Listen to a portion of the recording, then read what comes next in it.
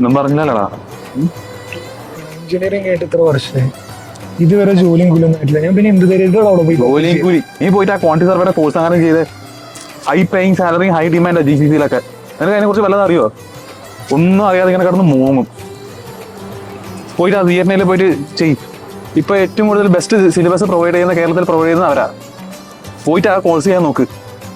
അവരെ കൺസ്ട്രക്ഷൻ കമ്പനിയും ഉണ്ട്, അവിടെ നിനക്ക് ട്രെയിനിങ് ചെയ്യാം. പോയി നോക്കോ.